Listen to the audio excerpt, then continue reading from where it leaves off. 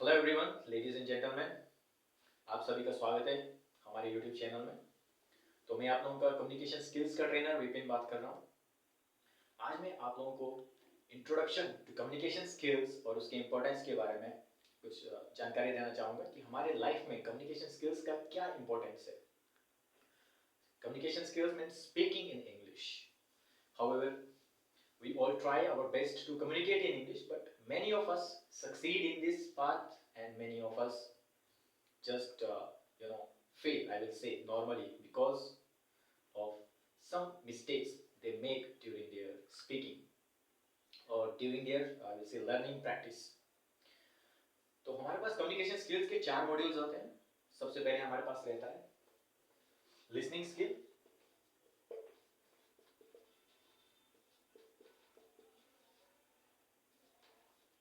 Listening skill के बाद हमारे पास दूसरे नंबर पे आता है हमारा reading skill.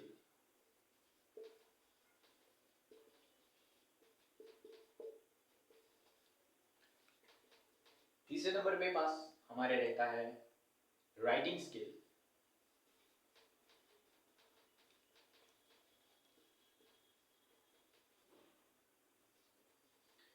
And fourth one and the last one skill है हमारे पास स्पीकिंग स्किल।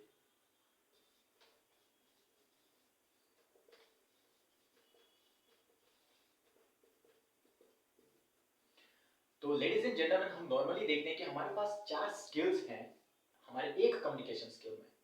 नॉर्मली मैं कहूंगा कि if you want to communicate fluently in English, if you want to master over this skill, you have to master in these 4 skills: listening skill, reading skill, writing skill, and fourth one is our speaking skill.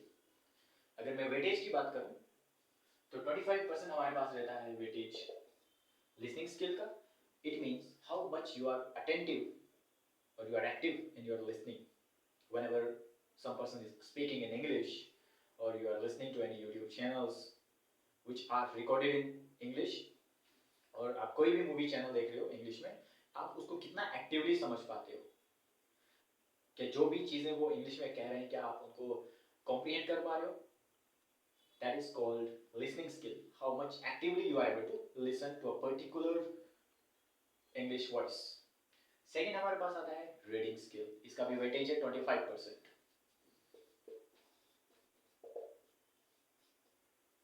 Reading skill means ये बहुत ही important skill है हमारे लिए, because whenever you read some new topics, some new concepts, you will get to know how to form sentences. You will get to know lot of ideas. इस तरह से आप अपने रीडिंग स्किल को जो है इंप्रूव कर सकते हो कंटिन्यूअसली 10 to 15 मिनट्स रीड करके each and every day. You will get new vocabulary from there. You will get new ideas, new solutions, new information about the nation as well as international. तीसरे number पे आता है हमारे पास writing skill. इसका भी weightage जो है 25% का रहता है. अब आपने लिसनिंग स्किल पे वर्क कर दिया, आपने रीडिंग स्किल पे भी वर्क किया. Why the writing skill is important for our communication? For example, if you listen, you could remember it for some time. If you read, maybe you will remember it for longer than the listening skill. And if you write something, you will remember it for a long time. इसकी durability बढ़ जाती है because it includes your physical activity. तो ladies and gentleman, ये हमारे पास कुछ skills हैं. Writing skill, अगर आप कोई भी चीज लिखते हो तो उसको आप ज़्यादा टाइम तक याद रख सकते हो, और ये आपके सेंटेंस कंपोजिशन में भी आपकी हेल्प करता है. आप ऐसे लिख सकते हो, आप किसी भी टॉपिक पे लिख सकते हो. अगर आपकी राइटिंग स्किल बहुत ही अच्छी है तो it is very much important कि आप अपने राइटिंग स्किल पे वर्क करें. अब कुछ एग्जाम्स में आपको राइटिंग आता है ना, इंग्लिश का एक पूरा पेपर आता है, इंग्लिश में लिख सकते हो उस पर्टिकुलर टॉपिक को. एंड सो गाइस, हमारा जो लास्ट स्किल रहता है जिसके लिए हम सभी यहाँ पे आए हैं, जिसके लिए मैं आप लोगों को ये लेक्चर डिलीवर कर रहा हूँ, वो हमें हमारा स्पीकिंग स्किल. अब स्पीकिंग स्किल हमारे लिए क्यों इंपॉर्टेंट है, सबसे पहले तो हमें ये जानना है. Speaking skill is important to communicate in English, to communicate your ideas in English. अपने आइडियाज़ को आप इजीली शेयर कर सकते हो अगर आप जो है इंग्लिश में बोलना सीख जाते हो तो किसी भी इंग्लिश स्पीकिंग पर्सन के साथ, या आप किसी भी कंट्री विजिट करते हो तो आप वहाँ पे इजीली जो उनसे बातचीत कर सकते हो, because that will make your journey, आप लोगों की जर्नी को बहुत ही आसान बनाएगा।